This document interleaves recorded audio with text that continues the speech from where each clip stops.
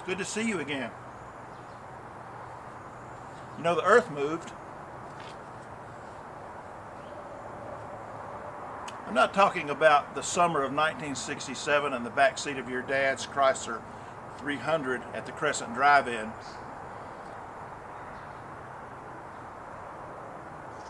With your new girlfriend.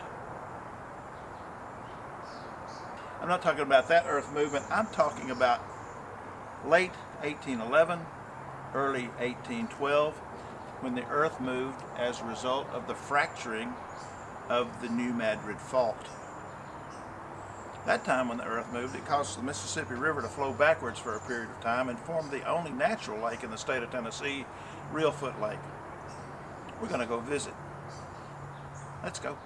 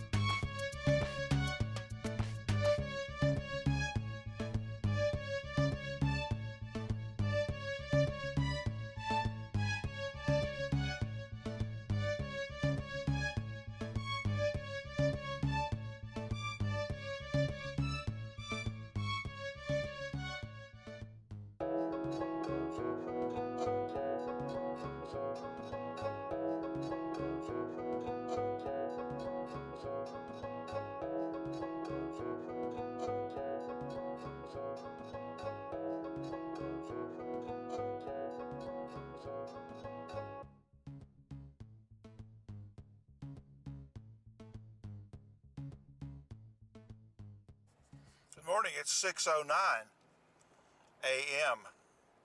Nashville traffic. Second day of May 2019, leaving Nashville headed west up I-24 to Kentucky, where we're going to dive back south to Reelfoot Lake, Tiptonville, Tennessee. Try to get some pictures of some lakescapes and maybe some bald eagles.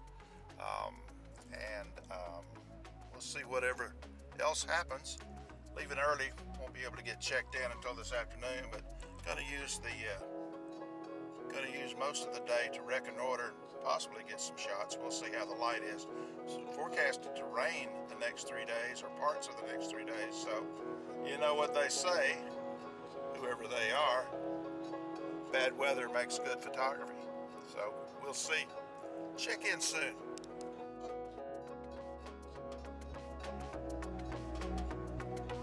Nashville sits in a big crater, I guess. It's a dimple of some kind, and it's lower than the surrounding environs. And so anyway you leave Nashville, you're typically going to climb a little bit. So it's about 3 hours or so over to the West Tennessee area we're going to, and not that far really, but we're going to go through a lot of different kinds of geography.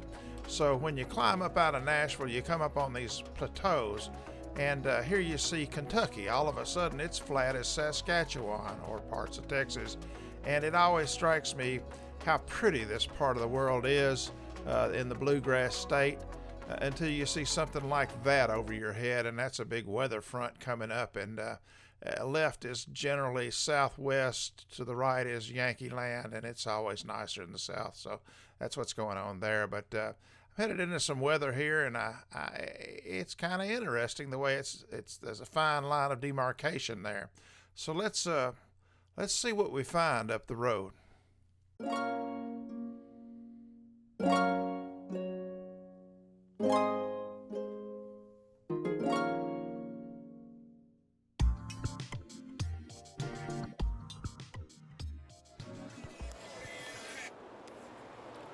It's 7:45 in the morning, and it's getting dark. I think I'm heading into some weather here I'm in the land between the lakes area, national recreation area in, I guess, southwestern Kentucky. And I'm going to turn south back into Tennessee here in about 5 miles. But this looks kind of ominous. Here's what I got in front of me.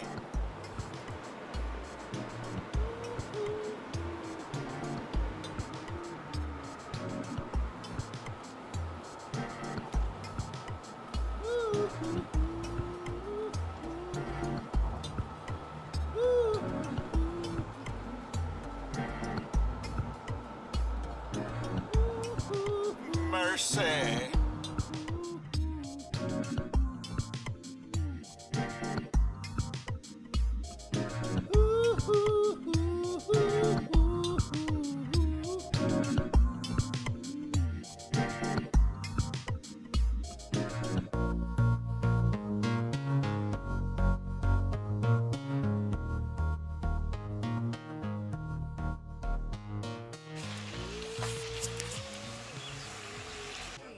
What is your name?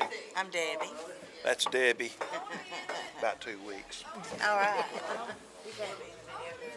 Grown folk only. What is your name? I'm Raleigh. Raleigh. Raleigh and Debbie. Appreciate the breakfast, y'all.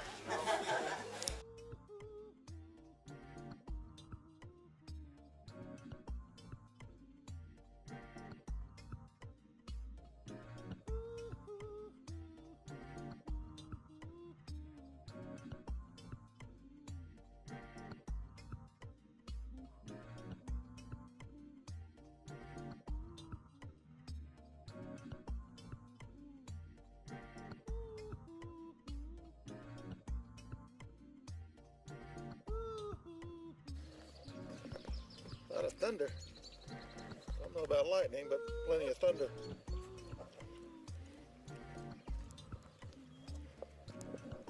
It's one of the Cypress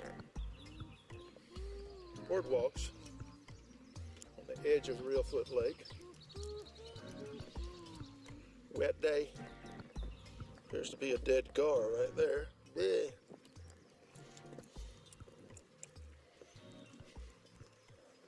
Maybe alligator bit it, who knows? I reckon if I wasn't so lazy, I'd hook up a lavalier mic to this little Sony camera and not sound like I had some sort of halfway sucked on a tube of helium or something. At any rate, I can't endure it anymore, so I'm just going to talk to you about it a minute here, and I'll buy some time while we get to the raptor footage. And I know I'm not shooting a lot of pictures yet, but like I say, I'm buying time here. We'll get some photographs here before too long. Meanwhile, let's take a look at some birds. We'll kill some more time doing that. Hey, Al. Can I call you Al? Can I call you Al? Call you Al. Horned owl, I guess. Yes, these are red-tailed hawks here. Also in digs to the area. Hey guys. I reckon the bigger one's a female. Hey guys, how are you? You feeling kind of predacious today? Are you predatory? Are you a raptor? Yes, it looks like one of them's injured. It may be a rescue bird. Probably doing better in here than he would in the wild. You're not missing much, are you? Can you see me? All right. Now we got bald eagles. They're fish-eating eagles. And they're freaking huge. You talking about it, bud? Huh? What is it? What could it be? One of them's a big-headed eagle. One of them's kind of got a regular size head.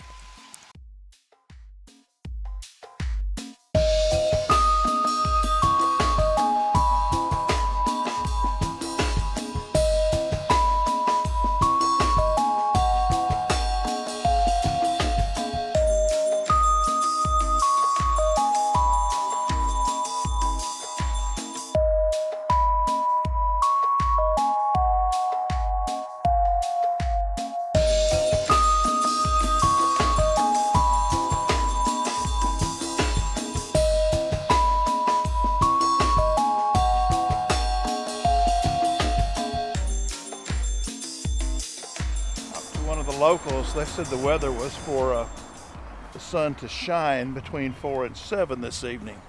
So, who knows? Weather guessers.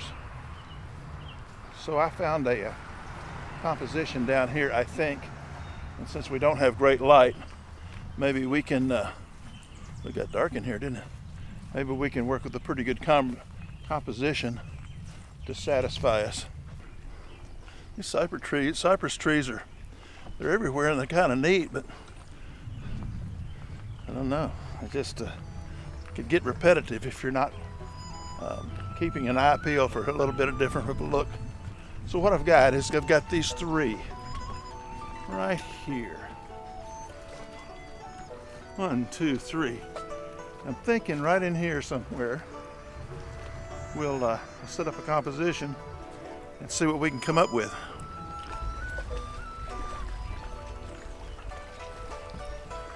Okay, I started out with the 120 millimeter macro lens, and it was just too tight. So I've gone to the 32-64. Right now I'm looking at things on 64 millimeters and just trying to line a couple of things up. Then I'll know where to put the tripod if this lens is the right choice. Let's see.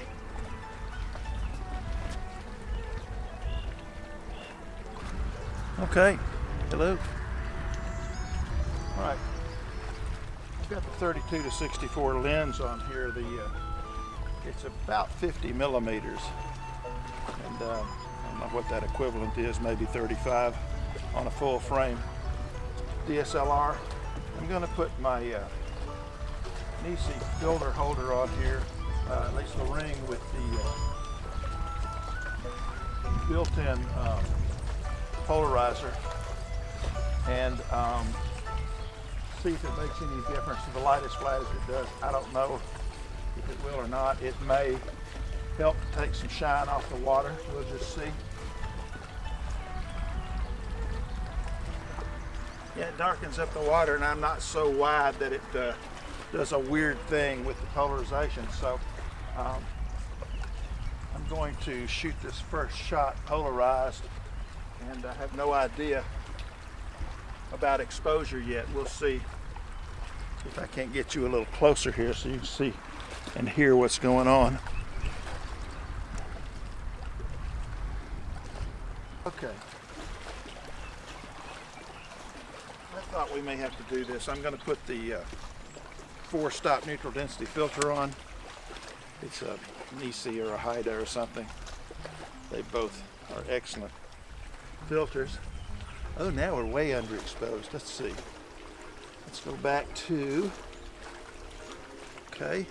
Ooh, to stop brighter. Imagine that. That's pretty cool right there.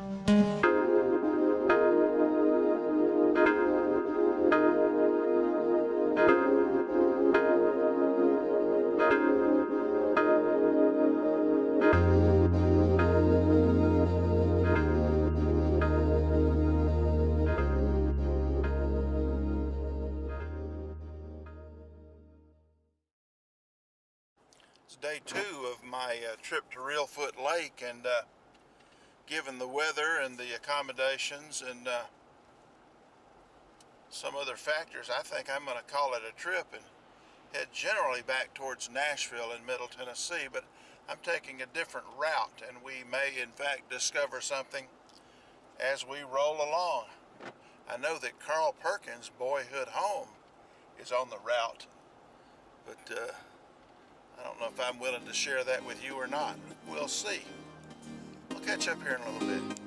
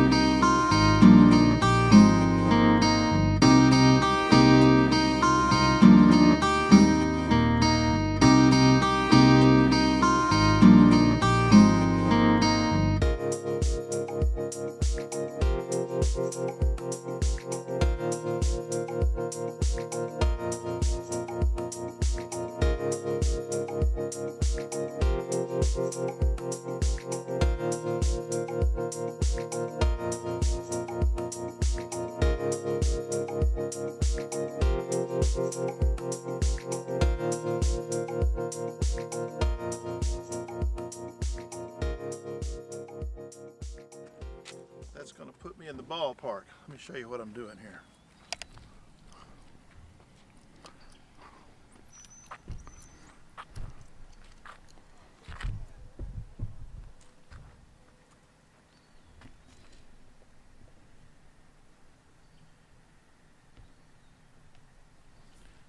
What I'm planning on doing is shooting in such a way as to keep everything to the right that's modern-ish out of the frame, and everything to the left of this tree here, which is new gravestones, out of the frame on the left. We'll see how that works.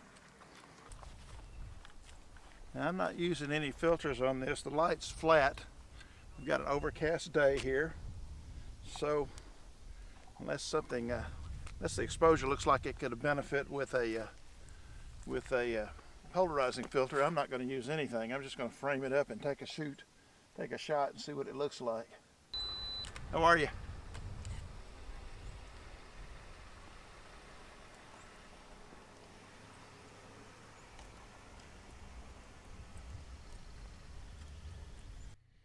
On the 6th and 7th of April, 1862, 100,000 soldiers from the Confederate and Union armies played hell in a battle near and around this little Methodist church I'm fixing to show you a picture of.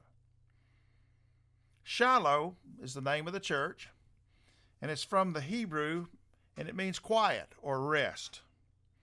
Shiloh Church is said to be a place of rest. I guess that's a literal interpretation because there's a whole bunch of folks resting in the ground close to this church.